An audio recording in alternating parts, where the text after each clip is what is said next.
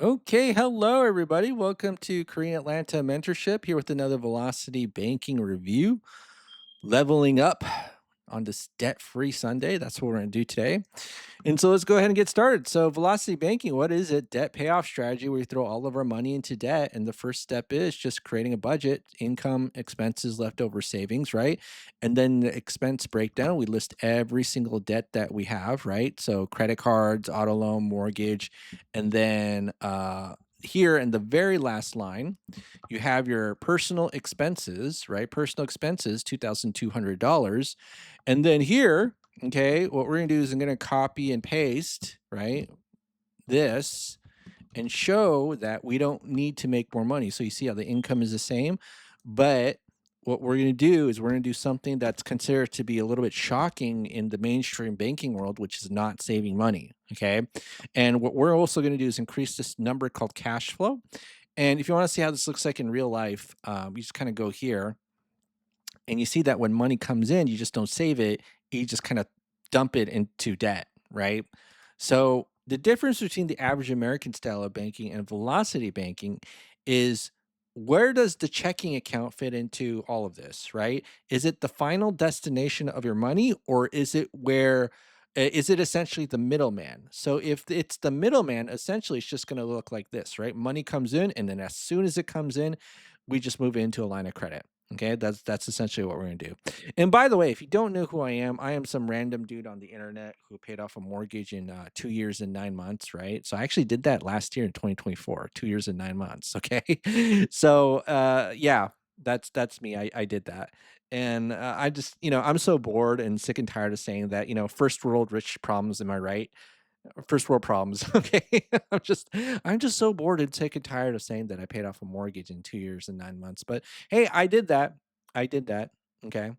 All right. So now what we need is something called a line of credit. So if you're not familiar with that, this is what a line of credit looks like. Basically, you have a credit limit, right? You click the bank's website and they'll dump up to $373,500 into your checking account at an 8.5% interest rate in this example, right? That's what this means. So you just borrow up to as much money as you want up to a certain limit.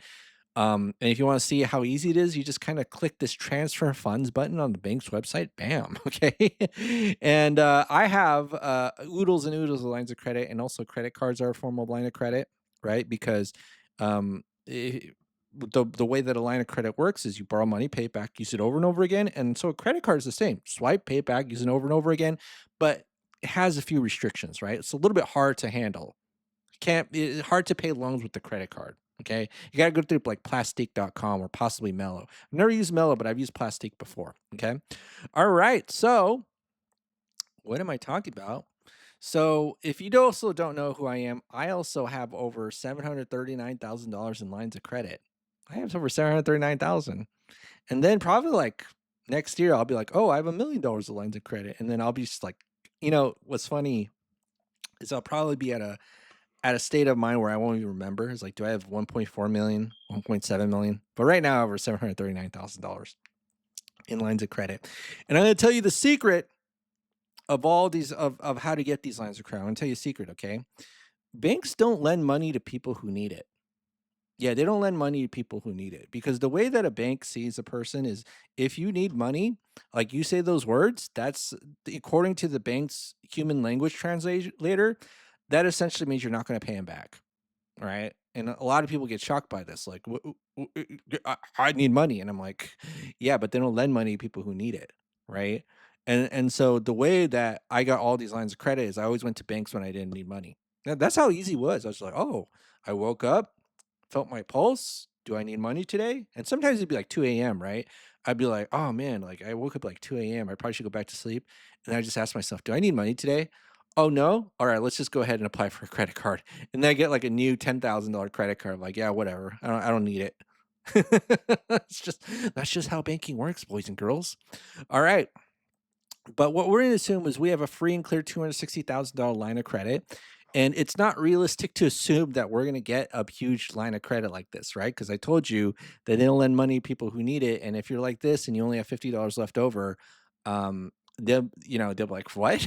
Are you are you insane? Why would he lend to you? Because you're not gonna pay us back." That's really what it is. But it's kinda like this, right?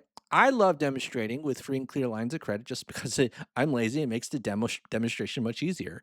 But if you wanna see a real life scenario with 22 debts with, $4 left over, click the join the YouTube channel membership, 99 cents only. I call it the PhD level velocity banking. But this is still good enough because 'cause you'll still remember, right? You'll still know what to do. But anyways, all right, so let's go ahead and, increase our cash flow by moving some debt into it. So if you've never heard of the cash flow index, basically think of this as a formula, balance of the debt, so $5,000 divided by the payment, and then what you do is you essentially create a ranking system, right? You just apply the formula to all your debts, and the lower the number, that's the one you want to pay off. Whereas the higher the number, okay, the higher the number, so that's essentially telling you you're going to get little bang for your buck, right? Little bang for your buck, unfortunately, right? And so take a look at this. If I pay, in order to pay off this mortgage, $220,000 mortgage, I only get $927 back in my cash flow. Whereas for this credit card, I pay 30 grand. I get more cash flow for paying off that one credit card than I do with my mortgage. So people get really emotional about the mortgage because it's tied to your home. But no, pay it off last. Okay. Well, according to cash flow index. So that's what we're gonna do. And then what we're gonna do is let's go ahead and move these suckers, credit cards into the line of credit. So 5, 8, 15, 27, 37, 10.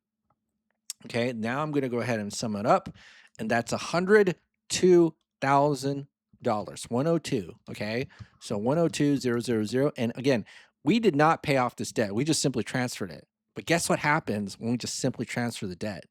0.0000007 credit cards.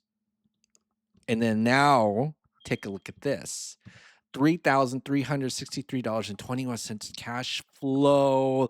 Let me dramatically zoom in.